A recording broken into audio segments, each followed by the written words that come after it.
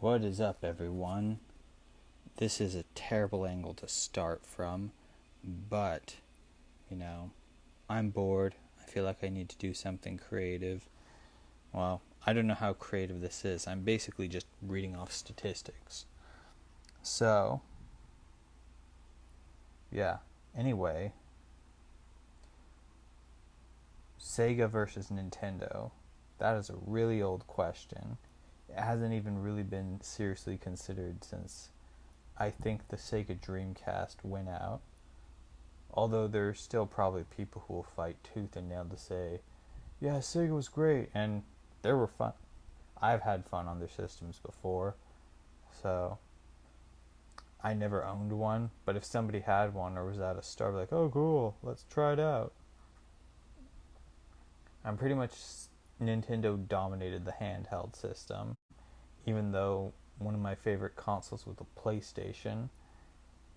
Although I haven't, although I kind of, closest I get to a religious conversion is switching from a home console system, going from PlayStation to the Nintendo Switch, but it's kind of a hybrid. Anyway, that's an entire rabbit hole of a conversation you could have. What I'm going to talk about is what I mentioned at the beginning of the video, Sega versus Nintendo. But I'm going to go at the angle that I don't think I've ever really seen anyone else go at. And it doesn't have much to do with, the 32X or the CD add-on or the Saturn, as much as it has to do with leadership.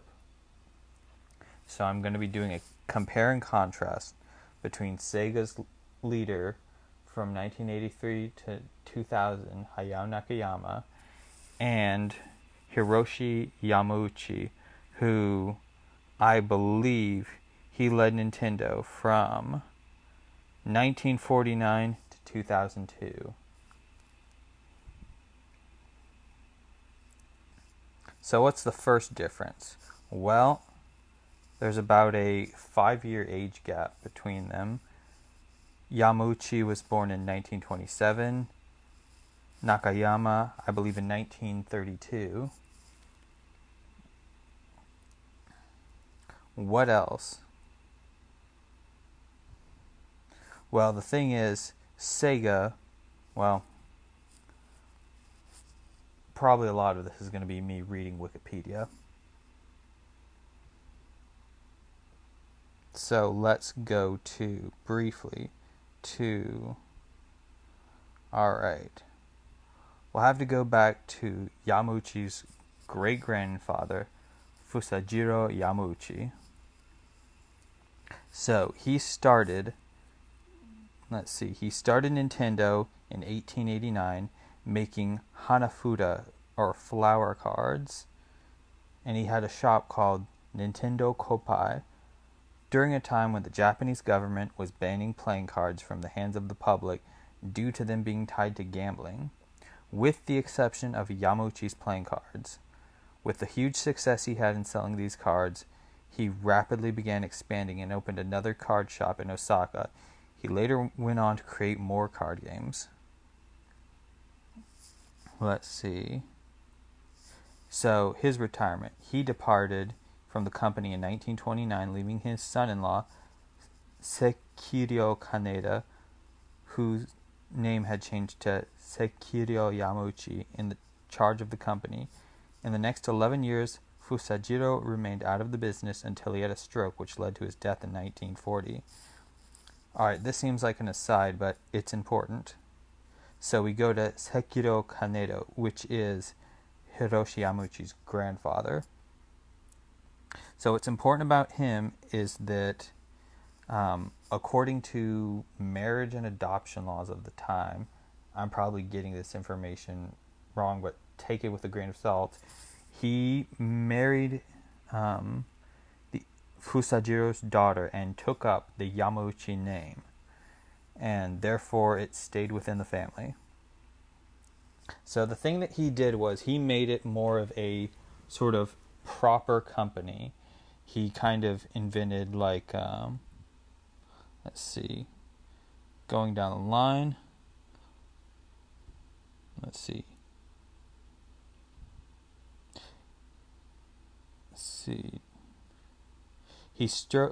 It says during his tenure, he strove to make the company more driven and efficient, introducing an assembly line, creating a hierarchy of management that competed with each other on performance, and advancing the playing card business.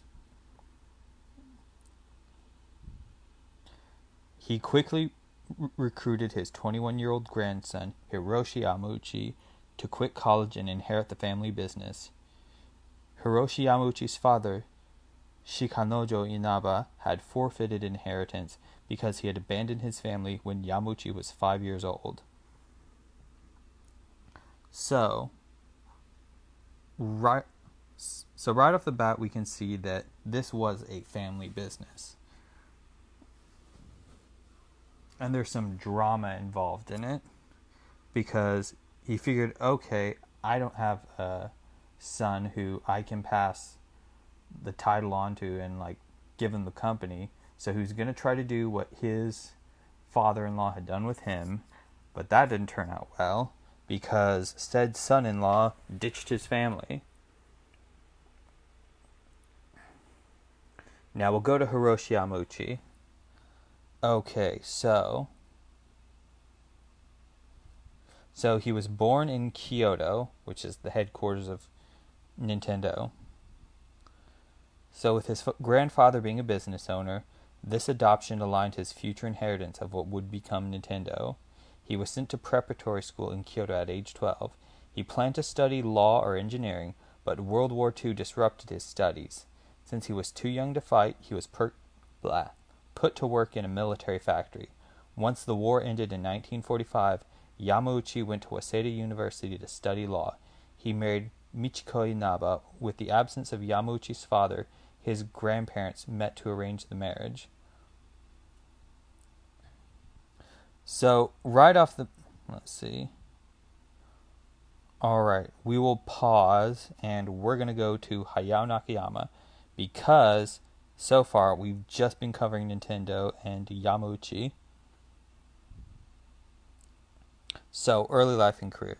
So, as of this video, Nakayama is still alive, but Hiroshi Yamauchi passed away in 2013.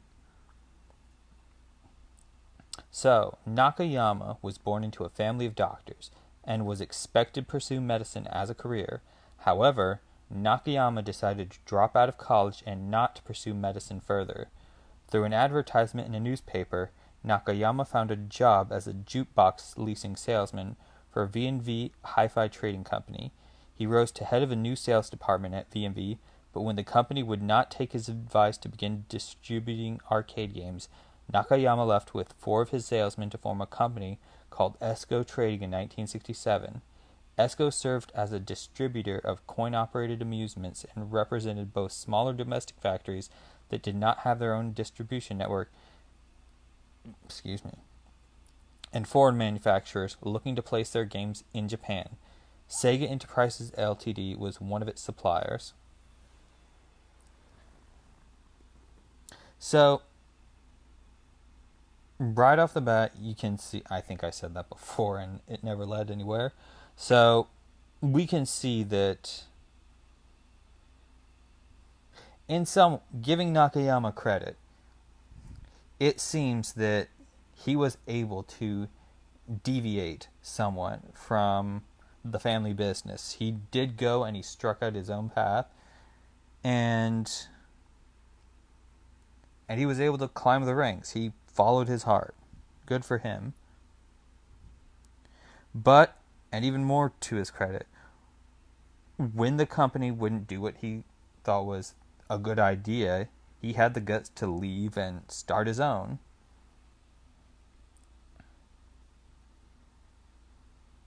Okay, so I feel there's another aspect. So Yamauchi pretty much, he kind of did the dutiful thing. He took over the family business and, he ran it. But if we go to, let's see, if we go back, we'll find out he wasn't any pushover and he didn't get bullied into things. Let's see.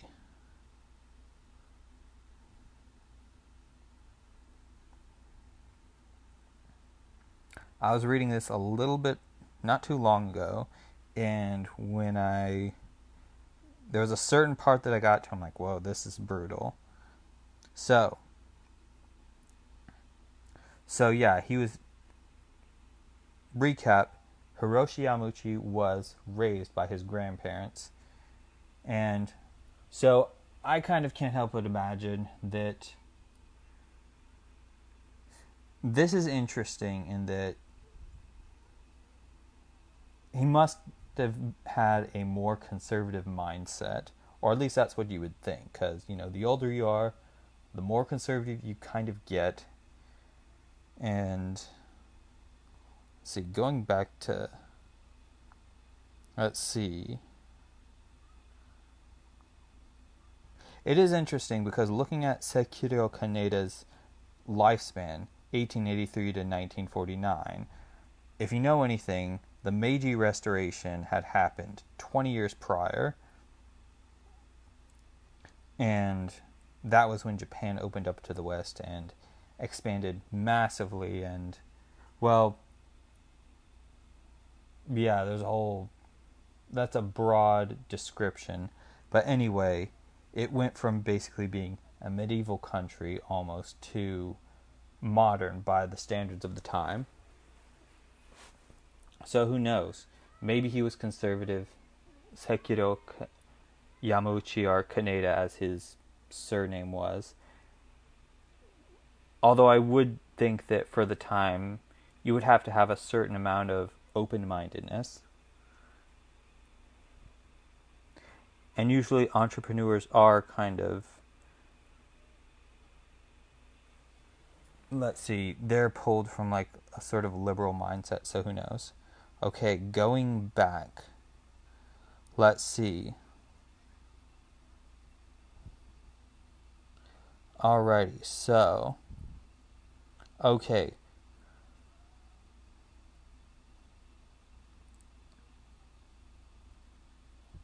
Let's see. Okay, so 1950, World War II has ended about 5 years ago, and Sekiro Kaneda's, or Yamauchi's, health has deteriorated, and he sought his grandson, Hiroshi Yamauchi, to take that up. So, Hiroshi Yamauchi assumed the presidency of Nintendo. His first actions involved several important changes in the operation of the company. Let's see.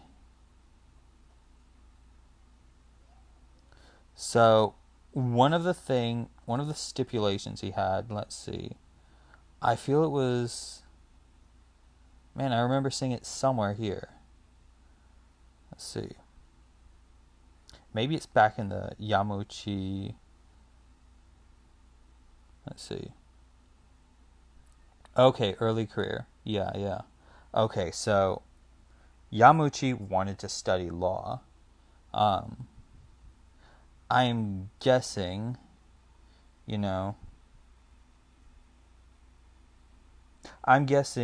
given the circumstances in the war and that he lived in a factory, or no, he worked in a factory, wouldn't be surprised if he lived there as well, given my limited knowledge on the subject matter. Let's see. Yeah, so again, they were left with no immediate successor. He asked Yamauchi to come immediately to Nintendo to assume the job of president, because his health wasn't doing so great. Sekiro's health, not Hiroshi's. So he had to leave his law degree at Waseda University to do so. So, looking at it from Hiroshi Yamauchi's perspective, he finally had the opportunity to do something that he wanted to do. And yeah, that's got to be frustrating. He was doing law school, then the war happened, and he had to do that. So there's a lot of, you don't get to do what you want to do. And finally he's got the opportunity to do it. but then his grandpa's health deteriorates. So, and this is the part where he's not a pushover, but he wants to help. So what does he do? So he does give him a stipulation. He says he would only accept the position if he were the only family member working at Nintendo. Reluctantly, Yamauchi's grandfather agreed and died shortly thereafter. Under the agreement, his older cousin had to be fired. Due to his young age and total lack of management experience, most employees did not take Yamauchi seriously and resented him. So, let's see, this was 1949. He was born in 1927. So at this point, he is about 22. And he becomes the head of a company. One that's been around for about 50 years at this point. But again, the guy is no pushover. Again, he worked through World War II in a factory and raised by an older conservative, but probably liberal figure given the times. Again, it's hyperbole and just guessing. So, let's see. Soon after taking over, he had to deal with a strike by factory employees who expected him to cave in easily. Instead, he asserted his authority by firing many longtime employees who questioned his authority.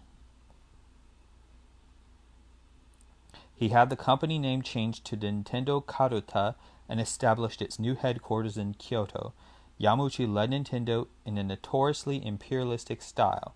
He was the sole judge of potential new products, and only a product that appealed to him and his instincts went to market.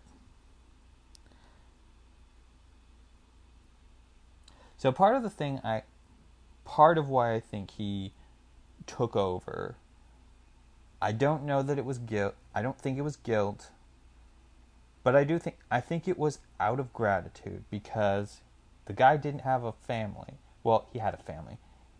He was raised by his grandparents. They stepped in when his dad left, and his mom was like, I'm not sure I can handle this. And so they raised him, and the guy's on his grandfather's on his deathbed, and he's like, okay, like, I'm going to do this. I'm going to put off what I want. And given he lived through, like, a super rough time, I'm guessing that kind of hardwired itself into him. Like, this very no-nonsense, and it's my way or the highway. Because you do kind of got to cut through stuff to get things done.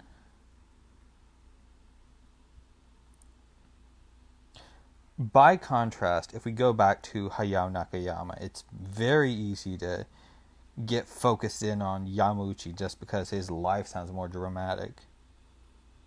Let's see. As we said before, he came from a family of doctors, and Nakayama did live through World War II, but there's almost nothing about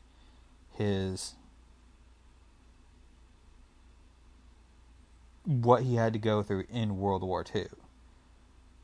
I can't help but wonder, and this is speculation, if given that they were doctors, if they weren't afforded more comfort, given that there's a war going on, and eventually it did reach Japan, so I can't help get the feeling that maybe he was a bit more sheltered, so he had a much more stable life. But then again, he did have the guts to say, I don't want to do medicine. I know everybody else is doing it in our family, but it's not for me. So right away, you get the feeling that Hiroshi Yamauchi had a more dramatic life. Or I don't know what tense to use, given that one of them is still alive. Anyway. And it'd be really easy to make this a ripping into Nakayama video, just because, the Sega Dreamcast ended on his reign. But let's go through some of the more statistics. So in 1970, let's see. So yeah, 1967, Nakayama leaves V&V, and him and four of his associates create something called ESCO Trading in 1967. I think I read this before, but what'll it hurt to go over again? ESCO served as a distributor of coin-operated amusements and represented both smaller domestic factories that did not have their own distribution network and foreign manufacturers looking to place their games in Japan. Sega Enterprises Ltd. was one of its suppliers. Alright, so in 1979, ESCO Trading was purchased by Sega, then a subsidiary of Gulf and Western Industries. This brought Nakayama into Sega, where he became vice president of distribution and responsible for their Japanese operations. David Rosen, then CEO of Sega, acquired ESCO Trading primarily for Nakayama's leadership. In the early 80s, Sega was a leading arcade game manufacturer in the United States, but due to a downturn in the industry from 1982, Gulf and Western sold their American manufacturing facilities and rights for its arcade games to Bally Manufacturing, while retaining the Japan-based Sega Enterprises. Nakayama became president of Sega Enterprises in July 1983 and advocated for Sega to enter the still-growing Japanese home console market. So yeah, he had ambition and he had leadership qualities to an extent, because he brought ESCO Trading to that point, and it was pretty successful, I'm guessing, for about, let's see, 67, 12 years. I'm guessing they experienced enough growth for them to be something desirable. Now let's go back to Yamauchi. Let's see. Nintendo. Alright, so yeah. So Yamauchi is no pushover. He proves that he can get things done, and yeah, that's a really important thing for anybody wanting to be a leader. Another key difference is Nakayama didn't have to prove himself into this position of leadership, but Yamauchi had a bunch of people who had been around the block a couple times, like, oh, this kid is going to tell us what to do, and he did. I guess if you can live through a war, you can, do this. So anyway, let's see.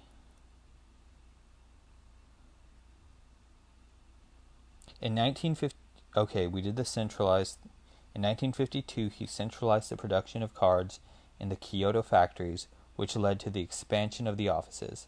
The company's new line of plastic cards enjoyed considerable success in Japan. Some of the company's employees, accustomed to a more cautious and conservative leadership, viewed the new measures with concern, and the rising tension led to a call for a strike. Okay, I think I read a variant of that in the other post. So, in 1959, Nintendo entered into an agreement with Walt Disney to incorporate his company's animated characters into the cards. Nintendo also developed a distribution system that allowed it to offer its products in toy stores. By 1961, the company had sold more than 1.5 million card packs and held a high market share, for which it relied on televised advertising campaigns. The need for diversification led the company to list stock on the second section of the Osaka and Kyoto Stock Exchange, in addition to becoming a public company and changing its name to Nintendo Co. Ltd. in 1963. In 1964, Nintendo earned an income of 150 million yen. So I think roughly, I believe that you take off 2 zeros, and that's like $1.5 million. I don't know the exchange rates, but forgive my ignorance. So anyway, so at this point, he's probably only in his mid-30s, and, and I would say, I'm 33 right now. I haven't done anything this crazy. Then again, I never lived through a war the way he did. So he came across this idea of like, hey, Disney is popular, and he recognized that an IP or an intellectual property could really sell a product. But they were worried about being thought of as just a kid's thing.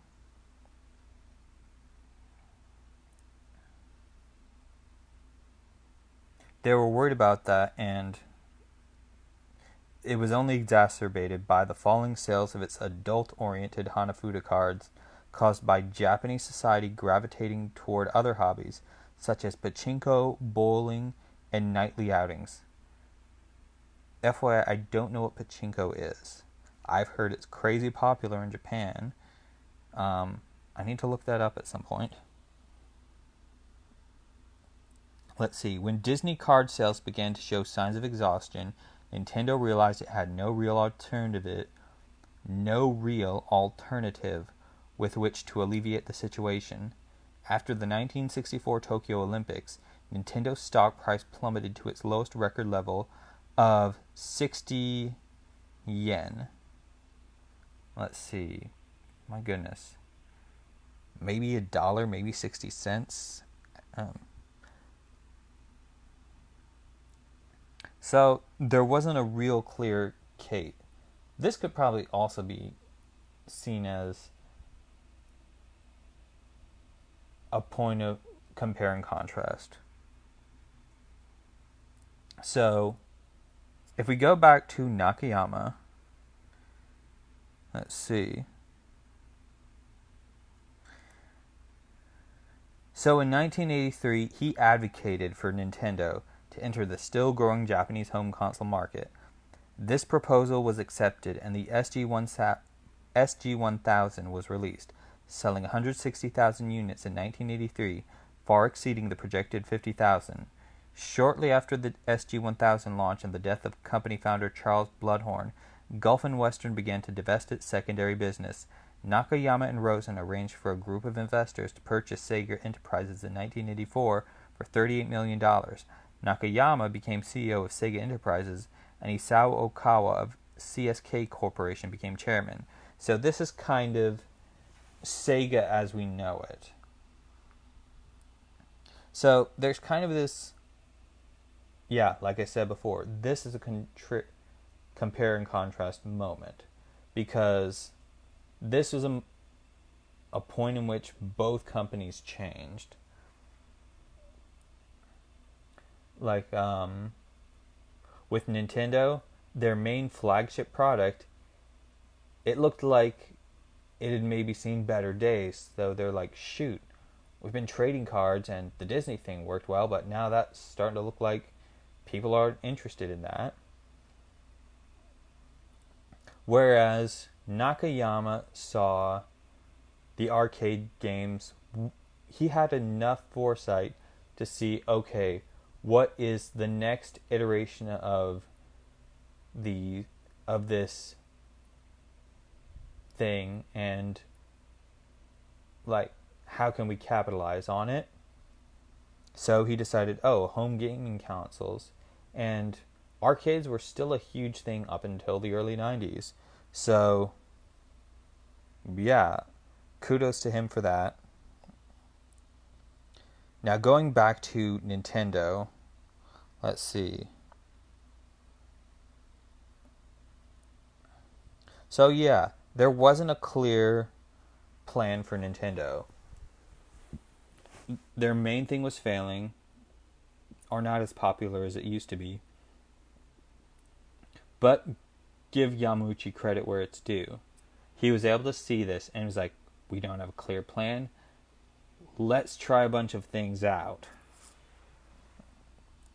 So, Nintendo did a bunch of things.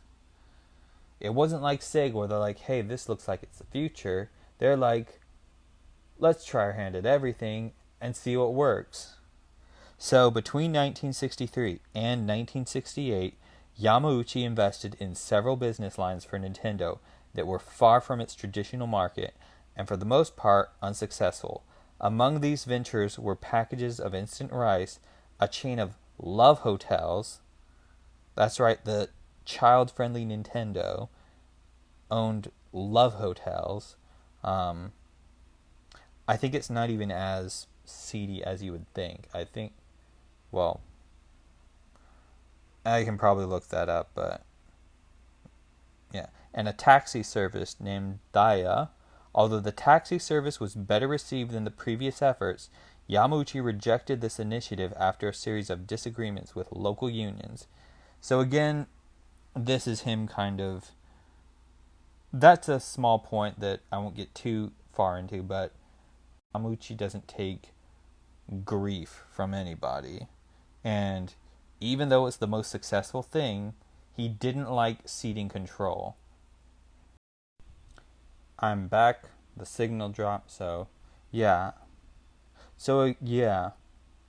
So previously, Nintendo between its 1963 and 1968, their most profitable venture of the many things they were trying their hands at was their taxi service. However, Yamauchi rejected the initiative after a series of disagreements with local unions. So, Yamauchi could be a bit stand-up. He was basically a dictator. Or, it was his way or the highway. And you cannot help but wonder if it stems from, okay, I've given up what I wanted to pursue for this, and, I think some people, when they do something, they'll either do it half-heartedly, or because it's not the thing that they wanted to do, they take the opposite approach. I don't know that there is a middle ground. They put themselves in it with such deep conviction, and I feel like Yamauchi was that guy, the latter group. So even though it could have been the next thing that Nintendo was known for, he didn't like how it felt, so he decided we're not going to do it. So, Yamauchi's experience with the previous initiatives led him to increase Nintendo's investment in research and development department directed by Hiroshi Imanishi, an employee with a long history in other areas of the company. In 1969, Gunpei Yokoi joined the department and was responsible for coordinating various projects. Yokoi's experience in manufacturing electronic devices led Yamauchi to put him in charge of the company's games department, and his products would be mass-produced. Let's see, so we're going to go on a slight detour and click on Gunpei Yokoi, known as the father of the Game Boy. So let's see.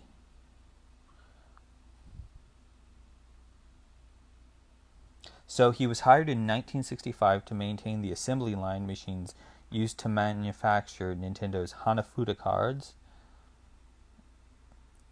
So the funny thing is, Yokoi, if you know anything about Nintendo or video games at all, you might be familiar with this story, but for the uninitiated, here we go. So, Yokoi was great at engineering, and in his spare time,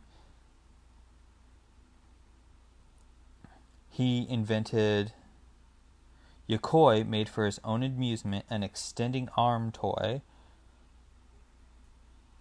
and he was like the repair guy. Now, this caught the eye of Hiroshi Yamauchi, and he was like, oh, this is cool. So Yamauchi ordered Yokoi to develop it as a proper product for the Christmas rush.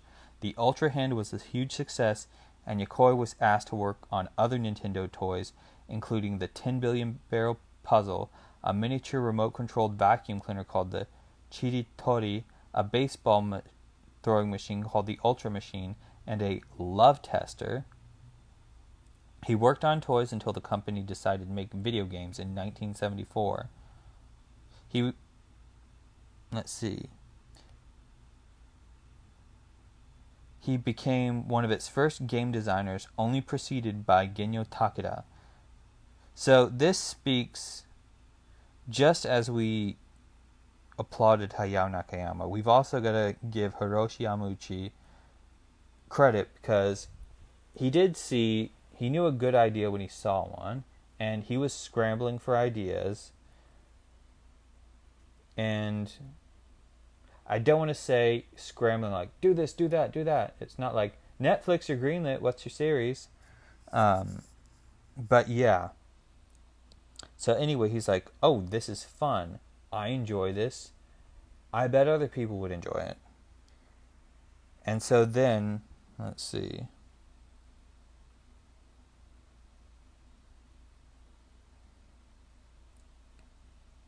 Oh, I've got to go back to Nintendo. Alright, so.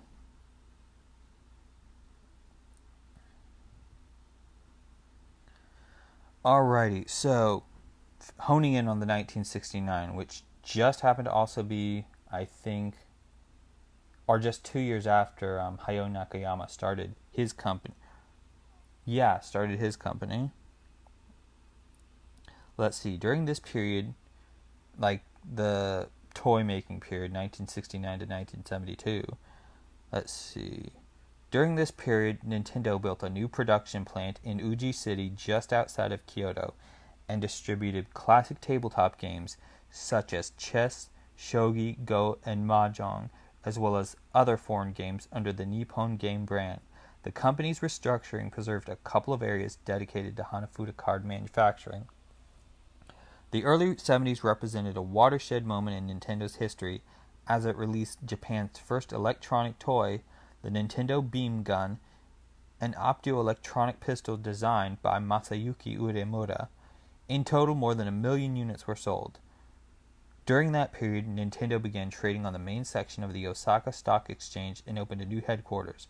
Other popular toys released at this time include the Ultra Hand, as mentioned before, the Ultra Scope, and the Love Tester, all designed by Yokoi. The Ultra Hand sold more than 1.2 million units in Japan. So here's the thing where they both have something in common. They both had intuition, and they both had a conviction that they had to trust their gut. Although I will say, a slight jab taking at Nakayama. I don't know if it was his gut or just so much his fear that would later begin to spell his doom for Nintendo.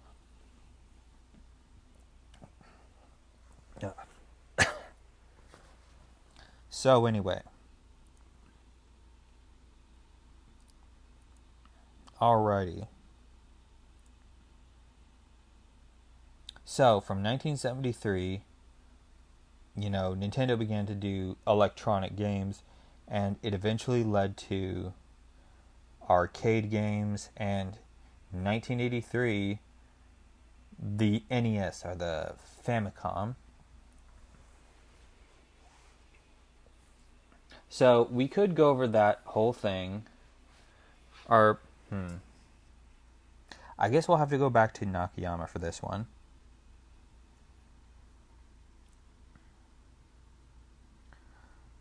So, it's an interesting period between 1983 and about 1990, 1991. And it's interesting because this was kind of when video games really became part of the culture. And there's a real difference between Sega and Nintendo here. So, for those who don't know, we all know the Sega Genesis. It was a huge thing back when it came into America. But in Japan, it wasn't this huge, great console, like a home console. Their arcade games did pretty well, and even after the Dreamcast I think its arcade variant, the Naomi, it kept having games made for it until 2015 or 2009. I don't remember which exactly. So anyway, but yeah. So going back to Nakayama, so Sega made something called the SG-1000, and it did better than people thought. And let's see.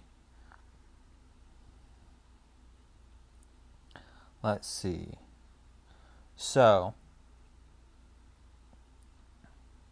it did okay in Japan, but it didn't do nearly as good as the Famicom or the NES. But did steady. Now, Nintendo may have been successful in Japan, but in the US, due to the video game crash, they had to earn their right. They began making major concessions to retailers, saying like, hey, let us just set up tests in stores. That way people can decide if they want it. And they had in-purchase games, basically. You buy the game, you'll get this game, so you won't be without anything to play. And they put out Super Mario Brothers, which it's a top tier title, so it's like you want to give that away for free. But they knew the foreign consumer, they knew America, they knew they're burned out on video games. We've got to win this loyalty. Whereas I think Sega had, for most of the 80s, I think they just kind of fumbled in the US. I forget if they released the Master Systems or the aforementioned systems in the US. I think only to not so great success. But to Hiroshi Yamauchi's credit, there was a thing where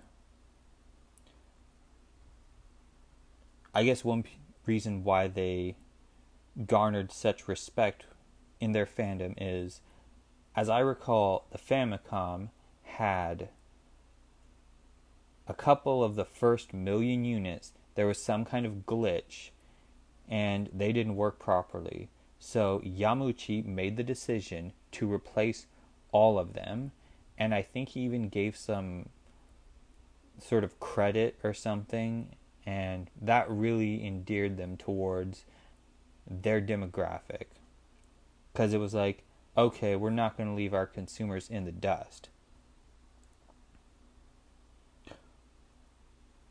And there's a counterpoint to Hayao Nakayama in the 90s, but we'll get to that when we get to it.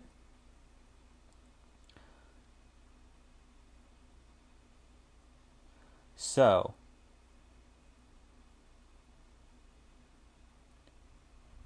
going to the early 90s, let's comment on things. So the year is 1990. The year is 1989, and in Japan.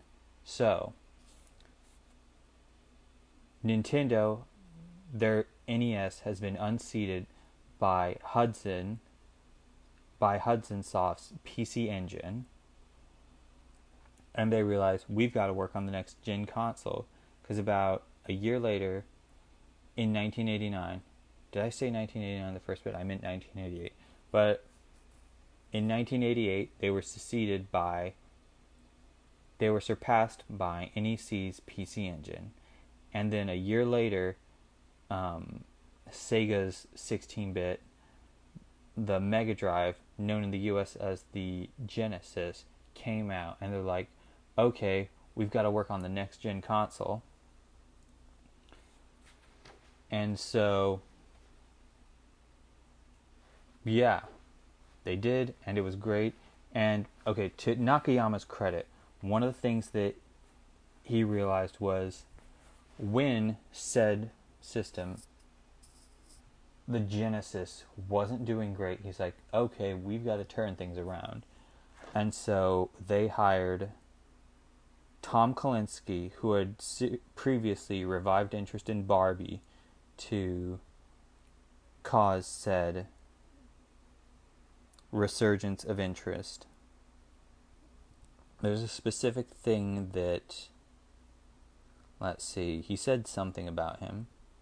So, one of the things that Kalinske did was he replaced the bundled game Altered Beast with a new game, Sonic the Hedgehog.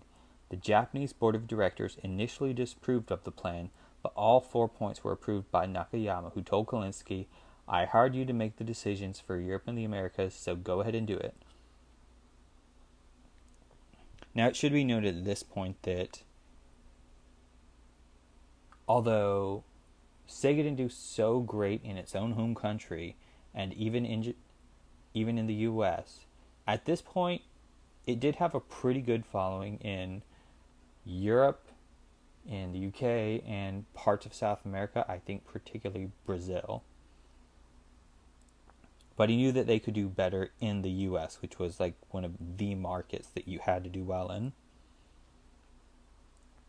And so, if you know video games, you know the story, this led success to Sega having control of 65% of the 16-bit console market in January 1992.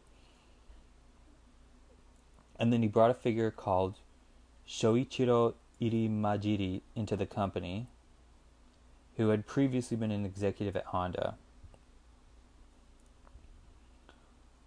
Let's see. So Nakayama followed this one insight of like, okay, we've got to turn things around, and it worked for him.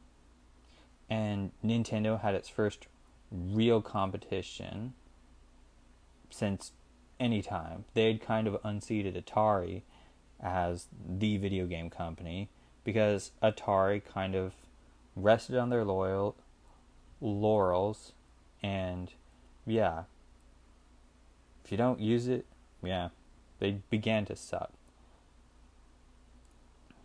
But I did say there was a point where, earlier where Nakayama got scared of something, and ironically enough, it was Atari. Now you could say this is the beginning of the end for Sega. So they got freaked out by the Atari Jaguar coming out in 1993, and again, this is a contrast between Nintendo and their competition, particularly Sega. And I think it really ties to Yamauchi and Nakayama's difference in leadership, because the contrast seems most glaring at this point, because where Yamauchi was, he knew that things that were worthwhile took time to develop. If it took time to get something good, he wasn't afraid to do that. Because originally Nintendo was going to release the Super Nintendo in 1989 in Japan and 1990 in America, but they needed more time to make it good. And if you have played Super Mario World for the Super Nintendo, you know that was true. And again, it happened when they were going to release the N64 in 1990. I think it was a similar thing. They wanted to release it a year earlier than it wound up coming out in. But Yamauchi respected the people who were making these things happen. And he said something like, if... I can't believe it's been a long day. He said something like, if Shigeru Miyamoto needs more time, then he's going to get more time. Because he knew the guy was competent. Now, and so, I think that's ultimately why they did. I think that's ultimately why Nintendo, it's been 20 years since Sega dropped out of the console business, and I think it really does have something to do with the difference in leadership. I think So we've seen their leadership qualities. Where did they both come from? It seems that Nakayama came from a place of... He seemed to have come from more comfort. He didn't have it...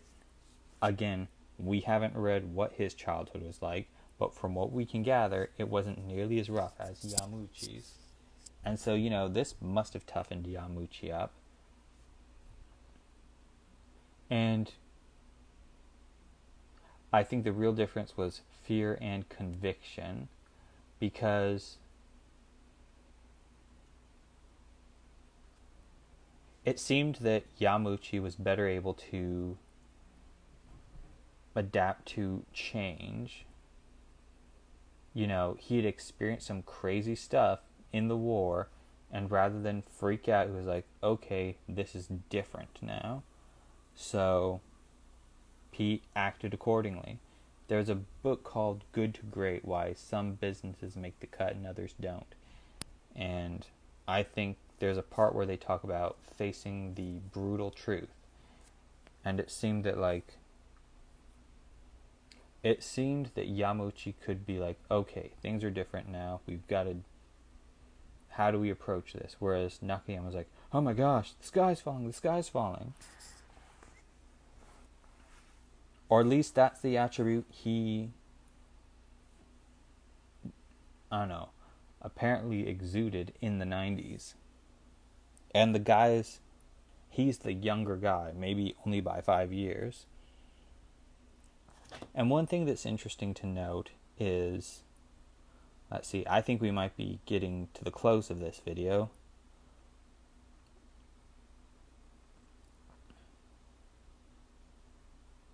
I guess here's another difference.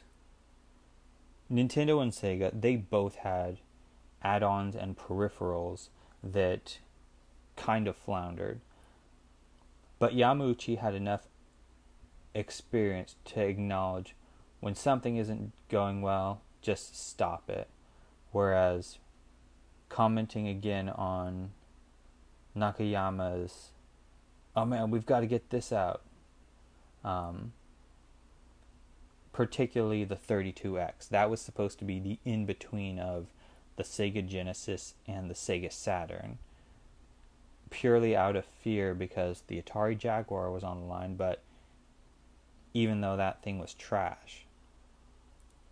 And yeah, even though the Saturn came out just a year after the 32X, and customers felt like, why did we invest $100 in this thing? And it was made real sort of haphazardly, and there wasn't a lot of development time for it. So again, there's a true... I kind of can't help but feel the moral of this story is Yamuchi had conviction, and Nakayama, while he probably also had that, he veered between conviction and fear. And probably more towards fear and reactionaryism. And another to comment on conviction, let's see. So, Yamuchi had enough conviction to be able to know when I think I've had my time here at Nintendo, and he stepped away. And, he lived for, I think, another 11 years before he passed away eventually. Whereas, and it wasn't like, Nintendo was doing awful. They were doing pretty good. And so, it was like, this is a good spot. You want to go out on top. Whereas Sega, on the other hand, the ship was sinking, and I think people had to ask Nakayama to leave. So, yeah, that is my commentary on the true difference between Sega and Nintendo. I can't help but wonder if I repeated a lot of things, but it was something to do, and I've thought about doing it for a while. So maybe you found that entertaining. I don't know. But yeah.